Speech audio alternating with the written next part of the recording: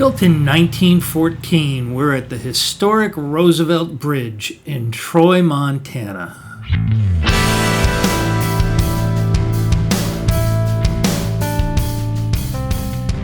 Welcome to Kootenai River Outfitters.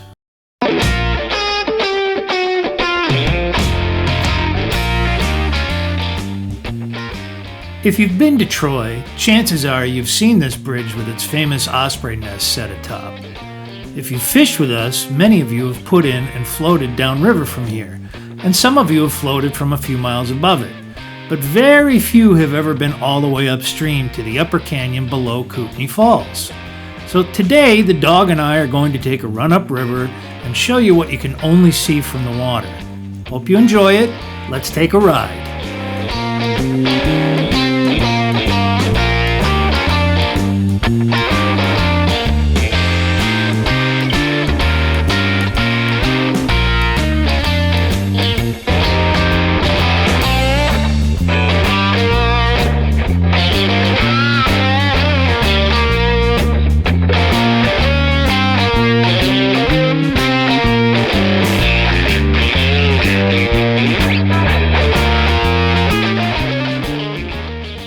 So if you look up on the ridge here, that's Highway 2 coming from the east into the town of Troy. That island you see in the middle of the river is the one you get just the slightest glimpse of as you're heading into town. Lots of people like to pull off the road and take a picture of this. But it is a 60 mile per hour zone, and we sure do appreciate it when you get out of the flow of traffic.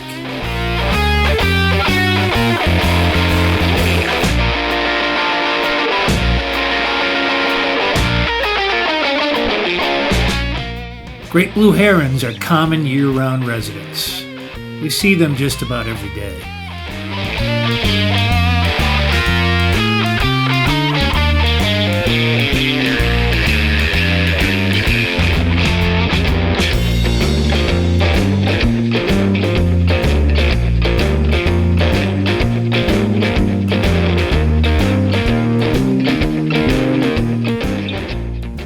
We often share the morning putting in a drift boat with these horses. This is the flats area that you all see if you're floating down to the bridge or to Kootenai Vista below. And here's an osprey that decided to follow the boat upriver. He stuck with me for a while, but the camera lost him. Always a great sight to see.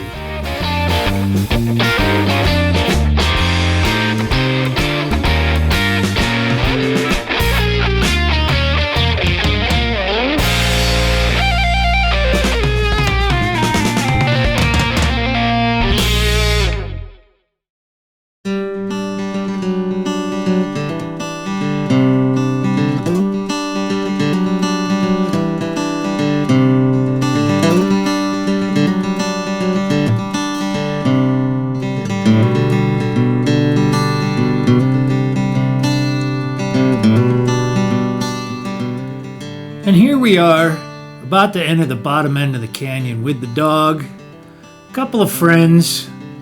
This is a scene from earlier this year with the water a little bit higher, but here we go now. This is about 8,500 cubic feet a second. The rest of this is heading up into the canyon.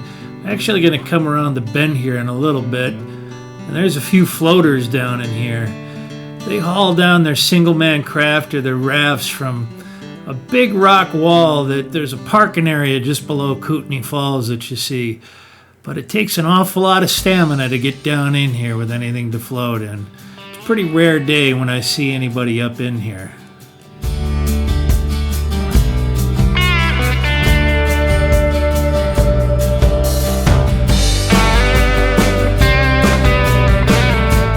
These walls are anywhere from 50 to 75 to almost 100 feet tall. Here's a couple of these floaters hanging down in some quiet water. I needed to slow down so I didn't wake them too bad as I came by. But we're in some really deep water here.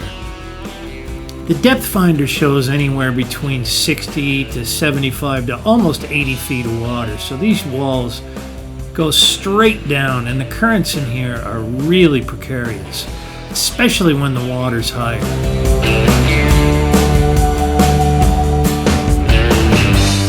Every couple years or so, this is the area where the bodies from people not heeding the signs up at the falls get washed down into. Please be smart and don't be jumping off these cliffs. I just can't stress enough how dangerous these depths and hydraulics are. Some pretty serious current at this corner, but stick with me because now I'm going to put the drone up. We're going to fly a little bit further upstream and then come back down and show you everything from up above so you get a much better feeling for the depth and the length of this whole thing. That's Highway 2 up there just below the falls, and that's the famous concrete wall that Burlington Northern put up. I'm not exactly sure of the year, but that's part of the High Line, which is the last transcontinental railroad finished in the United States. We're coming up on what they call the Ling Hole. You can walk down to this big, deep hole from a parking lot that's on the side of Highway 2 just below the falls, and a lot of people will come up and fish this for kokanee salmon. They'll start making a run here in 2 or 3 weeks, and they spawn heavily right in these little pockets and just below the falls, straight up river where you can see here. There's also burbot or lingcod that are making a resurgence in the Kootenai River. You can take them in Idaho, and they've got a stocking program for them down there, but you can't keep them in Montana yet. And here we are turned around. We're going to head back downriver. That's that Ling Hole from above. You can see we take the boat right up into there and about a half mile upstream, but this will give you a good idea for everything. That's a beautiful run to fish there. Typically holds some nicer rainbows. This choke point here is what keeps the majority of people from coming upstream in a boat. Actually, this whole canyon keeps the majority of people out, except for this time of year when the water gets a little bit lower. Almost no one comes up here when currents exceed 15 to 20,000 CFS. The hydraulics in this canyon just get way too dangerous. And if you wreck or get into trouble anywhere in here, you are screwed. In other words, don't try it. Because search and rescue doesn't want to try and dig another body out of here. Besides, somebody probably loves you. Be smart and enjoy it from a safe distance. Same thing goes for the falls up above. If it's misty and cold and the rocks are wet and freezing, don't do it. It's just not worth it.